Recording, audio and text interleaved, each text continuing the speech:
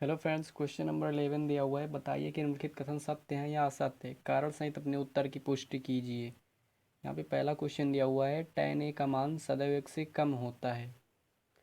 तो आइए देखते हैं ये सत्य कथन है या फिर असत्य। तो उसके लिए हमने यहाँ पर एक फिगर बनाया है। जैसा कि हम जानते हैं कि tan a बराबर होता है लंब बटा आधार। तो यहाँ पे क्वेश्चन में बोला है कि tan a का मान सदैव 1 से कम होता है। तो 1 से कम होने के लिए यहाँ पे आधार जो है, आधार 1 से ज़्यादा हो, मान लो 2 है, और लंब लंब है मान लो 1, तो ये ओवरऑल 1 से कम हो गया।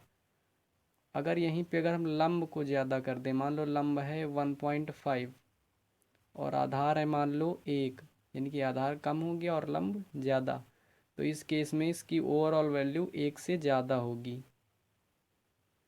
जैसे कि इस केस में अगर हम ले लें कोण सी के हिसाब से tan a, तो चलो हम कोण a ले लेते हैं। tan a इसके हिसाब से लंब ये आधार ये, तो यहाँ से लंब अगर ज़्यादा होगा और ये आधार कम होगा, यानी कि ये वाला केस, तो इसकी वैल्यू 1 से ज़्यादा हो जाएगी। तो इसलिए ये कथन असत्य है, क्योंकि 1 से ज़्यादा भी होता है tan a का मान। क्वेश्चन सेकंड दिया हुआ है, कोण ए के किसी मान के लिए सेक ए बराबर 12/5। सेक ए बराबर होता है आधार बटे, नहीं, कर्ण बटे आधार। तो यहाँ पे हमको लंब निकालना पड़ेगा सबसे पहले। तभी पता चल पाएगा कि मतलब ये कर्ण 12 मतलब इतना ज़्यादा हो सकता है, या फिर लंब की वैल्यू 12 से ज़्यादा हो गई तो फिर ये संभव ही नहीं होगा। तो इसलिए हम यहाँ पे लंब निकालेंगे। तो कर्ण का स्क्वायर, पाइथागोरस प्रमेय लगाएंगे, कर्ण का स्क्वायर बराबर आधार का स्क्वायर प्लस लंब का square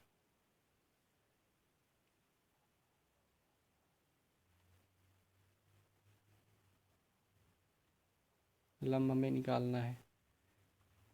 144 minus 25 is equal to L square 911।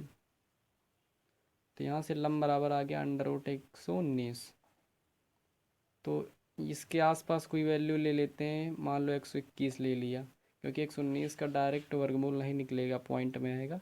तो 121 मान लो अगर हमने ले लिया तो इसका वर्गमूल होता है 11, जो कि हमने 119 से बड़ा ही लिया है। तो यहाँ पे देखिए 11 आया है, जो कि कर्ण से छोटा आ रहा है, यानी कि ये संभव है, इसलिए कथन सत्य हो जाएगा।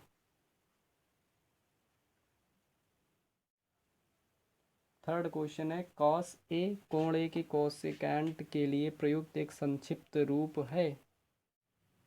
तो यहाँ पे तो ये सीधे सीधे ही असत्य हो जाएगा, क्योंकि कॉस ए जो होता है, यहाँ पे जो कोसेकेंट लिखा हुआ ये कोसेक ए के लिए प्रयोग होगा। यहाँ पे कॉस ए कह रहा है, इसलिए ये असत्य है। ठीक है, क्वेश्चन नंबर 4 पे आते हैं। कॉट और ए का गुणनफल होता है, ये भी असत्य हो जाएगा। देखो कॉट ए, ये कॉट ए का गुणनफल नहीं होता है, कॉट इंटू ए। यहाँ पे एक कोण होता है, ठीक है, यही रीजन यहाँ पे दे सकते हैं।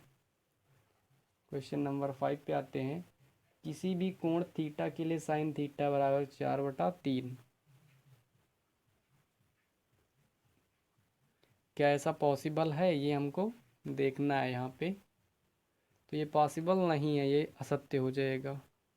यहाँ पे रीज़न हम ये देंगे कि क्योंकि साइन थीटा बराबर होता है लंब बटा कर्ण। तो यहाँ पे देखिए लंब ज़्यादा हो रहा है और कर्ण कम, तो कर्ण तो सबसे बड़ी भुजा होती है, तो कर्ण को बड़ा होना चाहिए, इसलिए ये असत्य है, क्योंकि यहाँ पे लंब कर्ण से ज़्यादा हो रहा है। ठीक है, तो ये पाइथागोरस प्रमेय को सेटिस्फाई नहीं कर रहा है। फ्रेंड्स, इसी के साथ आपकी प्रश्नावली 8.1 समाप्त होती है। अगले वीडियो से हम प्रश्नावली 8.2 को सॉल्व करेंगे।